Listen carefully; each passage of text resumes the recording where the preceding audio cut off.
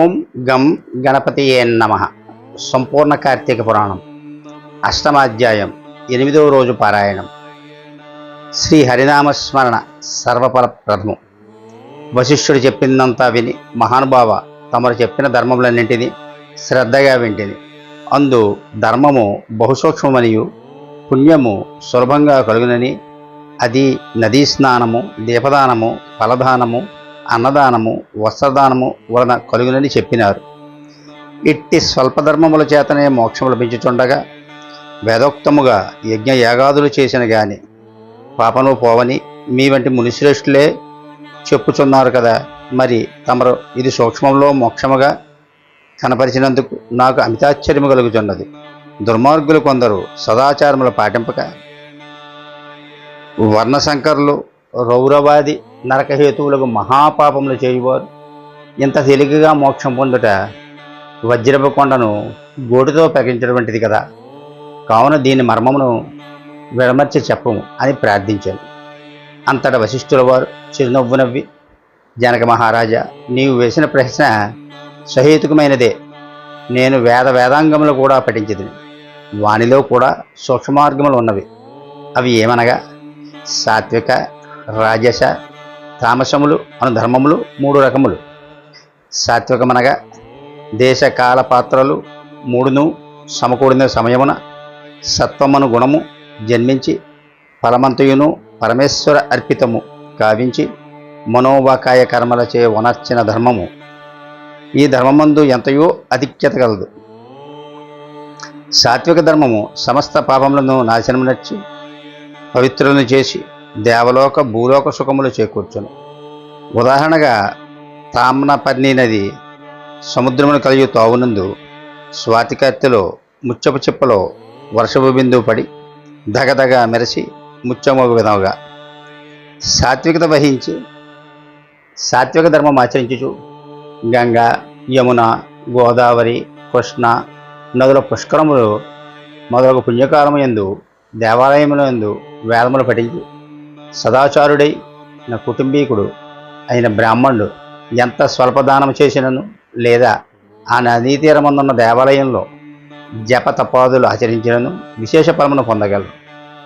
ఇక రాజస ధర్మం అనగా ఫలాపేక్ష కలిగి శాస్త్ర విధులను విడిచి చేసిన ధర్మం. ఆ ధర్మం పునర్జన్మహేతువై కష్టసుఖాలను కలిగించినది అగును. తామస ధర్మం అనగా శాస్త్రోక్త విధులను విడిచి దేశకాత్పాత్రలు సమకూడని సమయమున డాంబికార్చనార్థం చేయు ధర్మం. ఆ ధర్మము ఫలమునీయదు. దేశకాల పాత్రలు సమకూడినప్పుడే తెలుసు గాని తెలియక గాని ఏ స్వల్పధర్మం చేసినను గొప్ప ఫలమునిచ్చను. అనగా పెద్ద కట్టలు గొట్ట చిన్న అగ్నిగణములతో భస్మమగునట్లు శ్రీమన్నారాయణ నామము తెలుసును గాని తెలియక గాని ఉచ్చరించిన వారికి సకల పాపంలో పోయి ముక్తి పొందుదురు.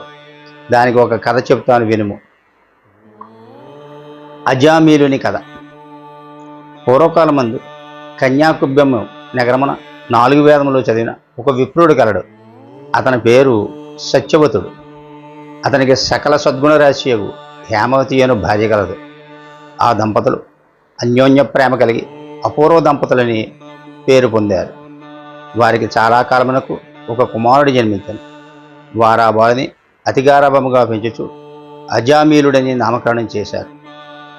ఆ బాలుడు దినదిన ప్రవర్ధమనడుగుచు అతిగారాభము వల్ల పెద్దలను కూడా నిర్లక్ష్యముగా చూచుచు దుష్ట సావాసములు చేయుచు విద్యను అభ్యసింపక బ్రాహ్మణ ధర్మలు పాటించక సంచరించుచుండెను. ఈ విధముగా ఉండగా కొంతకాలమునకు యవ్వనముకు రాగా కామందుడై మంచి చెడ్డలు మరిచి యజ్ఞోపవీతము త్రించి మద్యము సేవించుచు ఒక ఎరుకల జాతి స్త్రీని వలచి నిరంతరము ఆమెతోనే కాపురము చేశాను. ఇంటికి రాకుండా తల్లిదండ్రులను మరచి ఆమె ఇంటనే భుజించుచుండెను. అతిగారాభం వల్ల ఎట్లు పరిమణించినదో వింటివా రాజా. తమ బిడ్డలపై ఎంత అనురాగమో నన్ను పైకి తెలియపరచక చిన్ననాటి నుంచి అధిపాజ్ఞలలో ఉంచకపోయిన ఎడల ఈ విధంగానే జరుగును. కావున అజామీలుడు కులభ్రష్టుడు కాగా వానిని బంధువులు కూడా విడిచిపెట్టారు. అంధులకు అజామీలుడు రెచ్చిపోయి వేట వలన పక్షులను జంతువులను చంపుతూ కిరాత వృత్తిలో జీవించుచుండెను. ఒక రోజున ఆ ఇద్దరు ప్రేమికులు అడవిలో వేటాడుతూ పొలములు కోయిచుండగా ఆ స్త్రీ తేనెపట్టుకే చెట్టు ఎక్కి తేనెపట్టు తీయబోగా కొమ్మ విరిగి కిందపడి చనిపోయింది. అజామిలుడు ఆ స్త్రీపై పడి కొంతసేపు ఏడ్చి తరువాత అడవి అందే ఆమెను దహనం చేసి ఇంటికి వచ్చాను. ఆ ఎరుకల దానికి అంతకుముందే ఒక కుమార్తె ఉండదు. కొంతకాలమునకు ఆ బాలికకు యుక్త వయసు రాగా కన్ను మిన్నకు కానక అజామిలుడు ఆ బాలికను కూడా చేపట్టి ఆమెతో కూడా సంసారం నిశ్చయించాను. వారికి 2 కొడుకులు కూడా కలిగిరి. 2 పురిటిలోనే చనిపోయారు. మరలా ఆమె గర్భము ధరించి కుమారుని కన్ను.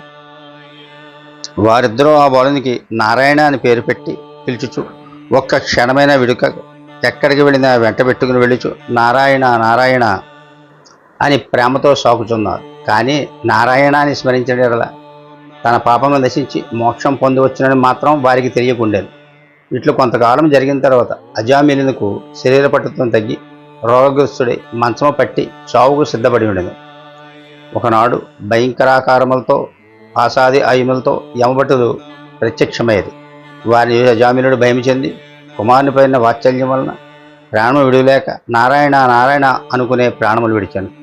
అజామిలి నోట నారాయణ అని శబ్దం వినపడగానే యమభటులు గడగడ వణకసాగిరి. అదే వేళకు దివ్యమంగళకారులు శంఖ చక్ర గదాధరులుగా శ్రీమన్నారాయణ దూతల విమానంలో అచ్చటికి వచ్చిరి.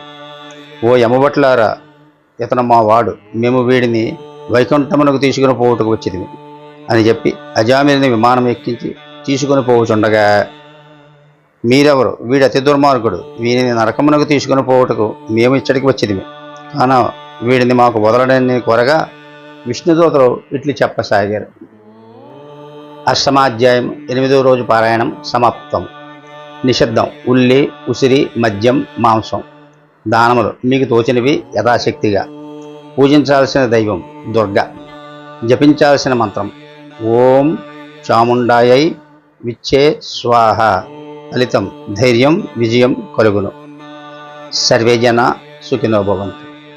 ఈ వీడియో మీకు నచ్చినచో లైక్ చేసి షేర్ చేసి సబ్స్క్రైబ్ చేయవలసిందిగా కోరి ప్రార్థిస్తున్నాను.